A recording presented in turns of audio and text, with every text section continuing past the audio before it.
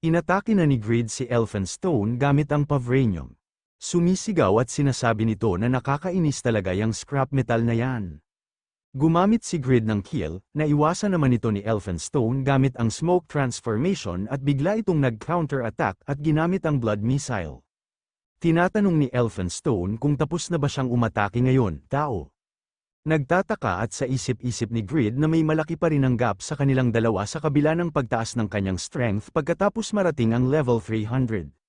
Maliban kung maaari niyang simulan ang pananakit sa kanya para sa higit sa health niya, ang pag-atake ay walang silbi. Nagmamadali sila Pon Regis at Pixord para tulungan si Grid. Sinasabi ni Pon na hindi lamang tumaas ang kanyang pagpapagaling, kundi ang kanyang mga stats ay tumaas rin. Hindi ba ito magiging hopeless kung hindi siya matatalo ni Grid? Sinasabi ni Pixord na hindi ito ang panahon para mag-alala sa mga walang kwentang bagay. Atakihin na lang nila siya dahil may oras pa siya na mag-alala kaysa umatake. Sinasabi ni Elphinstone na desperado na silang lahat para sa wala. Sige, gagamitin niya ng mabuti ang dugo nila. Inatake ni Elphinstone sila Pon Regis at Pixord at ginamit niya ang Bloody Nail. Sinasabi ni Jishuka na hanggang ang blood field na ito ay nakatayo, ang kanilang odds ay hindi makukumpleto ang raid na ito, na malapit na sa 0.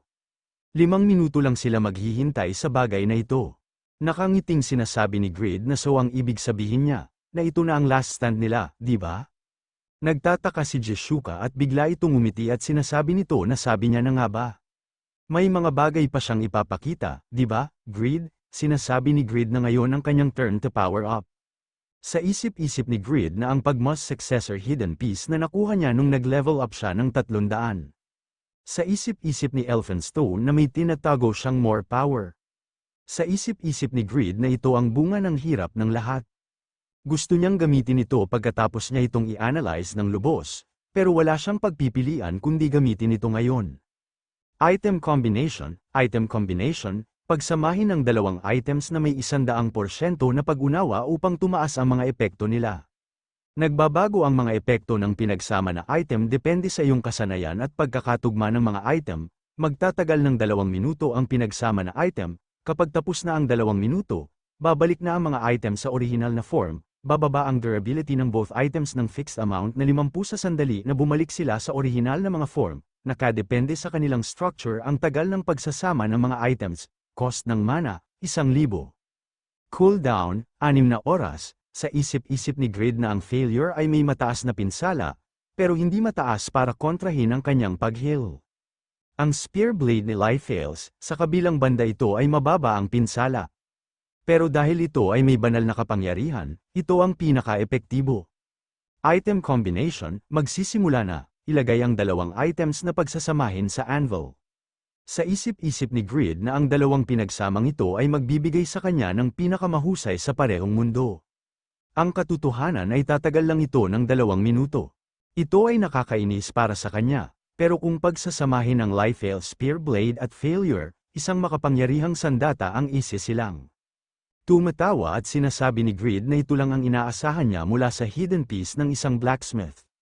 Come to me, my super combination. Sinimulang na ni Grid ang paggawa ng kanyang equipment at nagtataka naman sila Zednos at Jishuka sa nakikita nila. Napapamura at napapaluha at sinasabi nito na hindi ito automatic na magsasama. Pinilit siya na dumaan sa manual na paggawa anong kalokohan ito.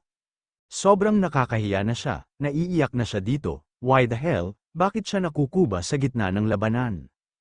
Ang tanga ng skill na ito, pagsusuri sa inaasahang oras na kailangan upang pagsamahin ang dalawang items. Kumpletuhin ang pagsusuri, aabutin ng 43 segundo para pagsamahin ang Life Fail Spear Blade at Failure.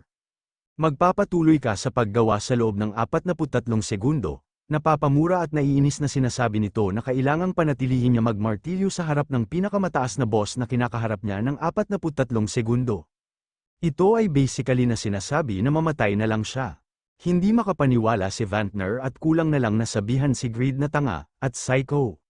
Tinatanong ni Vantner kung bakit inaayos ng kanyang martilyo sa sitwasyon na ito. Ano ang ginagawa niya? Pati si Zednos hindi makapaniwala sa katangahan na ginagawa ni Grid at sinasabi nito na kahit gaano kahirap ang sitwasyon, hindi sila Setsuko, Guildmaster.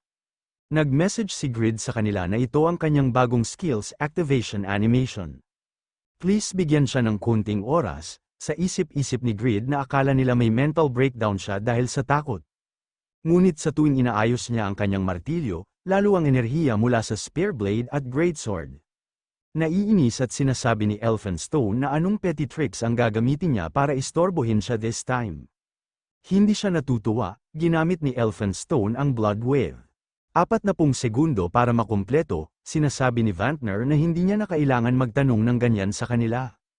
Ito ay para sa tagumpay ng lahat, gumamit si Vantner ng 1,000 shields at gumamit si Zednas ng Wind Curtain. Hindi pa napakawala ni Zednas ang kanyang atake, nakapag-counter na agad si Elphinstone. Tinamaan na din si Vantner at sinasabi nito na tumusok ito. Aabot kay Grid ang atake, dumating si Pixord para mablock ito at ginamit niya ang Unsheath, Anihite. At sinasabi nito na siya na ang bahala dito, ginamit ni Elphinstone ang kanyang Blood Thorns, sa isip-isip ni Pixord na ito ang mga tinik na nakakasagabal kay Faker, sinasabi ni Elphinstone na maganda ang ginawa niya para mablock ito. Sumisigaw at sinasabi ni Pixord na bastos siya, sa tingin niya ba nahahayaan niya lang siya? Nakaranas ka ng 9,980 pinsala, sinasabi ni Elphinstone na ito ay mahusay laban sa isang taong hindi nagbabasa sa mga galaw ng kanyang blade na si Iarod. Sa isip-isip ni Grid na 27 segundo na lang, hindi niya akalain na hindi sila makakatagal. Dapat niya bang kanselahin ang skill? Hindi siya magbaback out ngayon. Dapat siyang magtiwala sa mga kagild niya, sumugod ng sabay sila Rigas at Pan.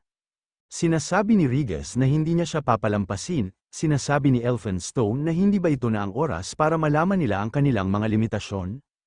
Sinasabi ni Rigas na nasa likod nila, sumagot si Pan na alam niya. Madali lang ni Elphinstone pinatumba sila Pan at Rigas at sinasabi nito na wala itong kabuluhan. Gumamit si Elphinstone ng Blood Tornado, pinakawalan nito ni Elphinstone sa kanila at kinuha niya ang isa sa kanila at sinasabi nito na di ba sabi niya hindi niya siya papalampasin, di ba? Hindi niya akalain na ang mga taong hindi man lang mahawakan ang dulo ng kanyang buhok ay hindi dapat nagsasabi ng ganyan, siya ay kasuklam-suklam na fly bastard. Ganun din sa kanya, sinasabi ni Pan na dapat silang uminom ng ilang healing potions. Sinasabi ni Rigas na kahit uminom sila nito, 20% effective lang ito dahil sa blood field.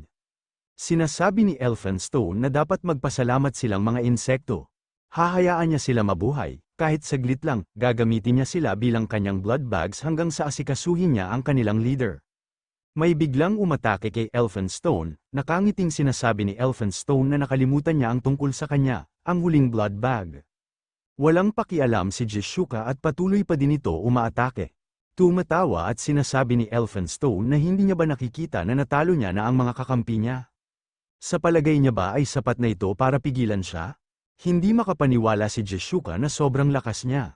Hindi niya siya matatalo, naiinis na si Grid ng sobra, nagmamakaawa na ito na matapos na sana ito.